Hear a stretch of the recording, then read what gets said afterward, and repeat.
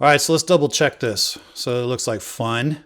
So probably going to need kind of a large screen there. Okay. So I know there's different ways to do this, but if they're saying it's 26 feet on a 60-degree arc, then I believe what they're saying is the chord, the segments between the 2 points, the straight segment across the arc is 26 feet, if I understand that right. So I don't want to do, we work in inches here, but I don't want to do the math. So I'm just going to draw a rectangle, and then I'm going to hit, let's see, 26 feet. Yeah.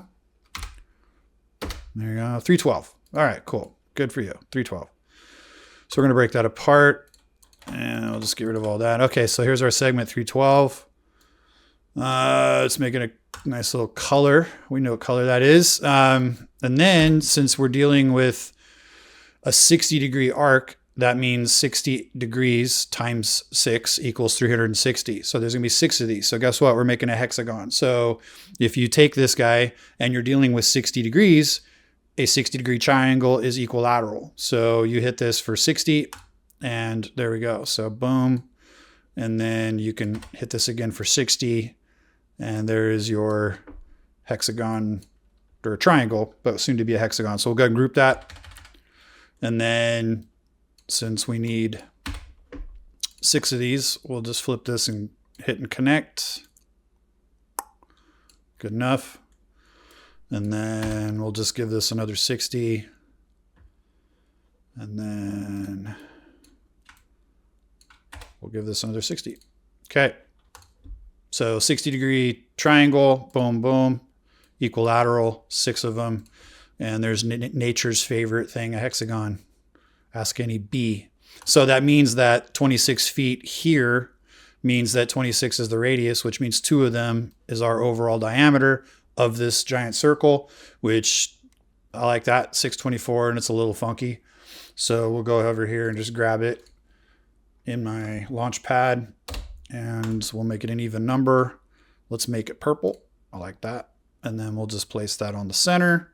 Now you can tell Corel likes to play games. It's not quite, because it does the math as best it can, but it's not, theoretically, see, it's touching there, but it's not touching in some of the spots, but that gets us close. So this right here is 60-degree arc. That's 60 degree of what that's supposed to be, and that's 26 feet. So this is the front of their snack bar. So what I like to do is just to put some nodes right there. Now, if we hit add node, it's just going to put it at the equal distance. So for me, the quickest way to do that would be to just make a line segment that matches up with the 60 degree, and just have it cross that. And then I'm just going to flip this here, and then I'm going to make sure it's crossing there. And then I'm just going to hit crisscross, and then it's just going to add a point where that's crisscrossing. So that way we know that's right at 60. And then I'm just going to hit that. I'm going to hit crisscross so I can get rid of those. And now there it is. So now I can just break that apart there. Let's not destroy this circle though. Let's keep that circle. And then we'll just break this apart here.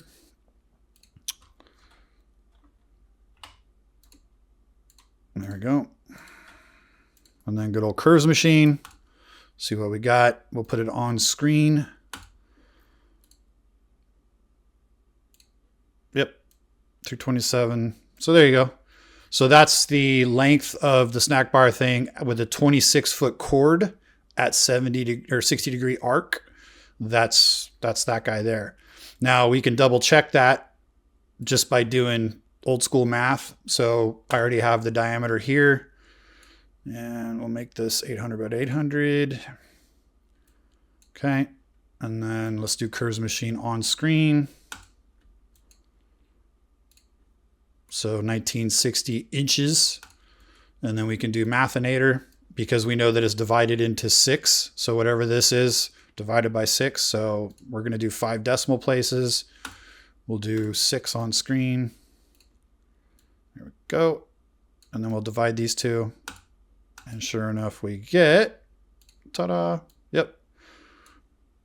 Copy, paste. Where'd you go? Get over here. talking to you. Hey. There you go. So close enough within 0.02, which is the error you get in this vector nonsense with Corel when it's reading its own vectors. Is nothing really super crazy. And then what they're talking about is the sign needs to be on a 30 degree. So what you would do is take those same bad billies that I used before, except we could go ahead and make them rotate. I could go like that.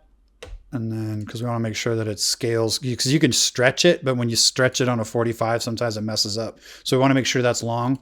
And then we'll take this back to life, back to reality. And then, so we're going to do is add 15, because you're going to have 60 degree arc here. Half of that is 30, because they were saying they want the sign on a 30 degree arc, which is 15 degrees, and 30 in the middle, right?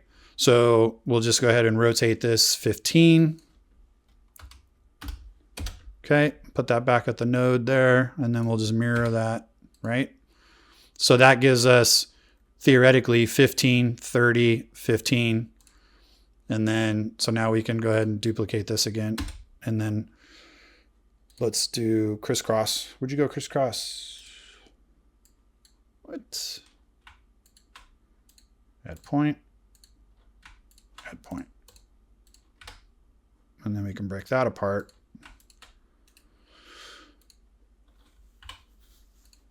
That should be our sign, yeah? Because that's 30 degrees. That's half, so that's 15. And this is 30, and that's 15, and that's 15.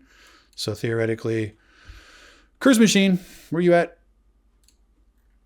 So the length of the sign over the curve is 163. On the chord, routed, that's what, 161. But if you want to actually lay it out, it's got to be 163. So yeah, if that's what you got, that's what it should be. All right, well, hope that helps.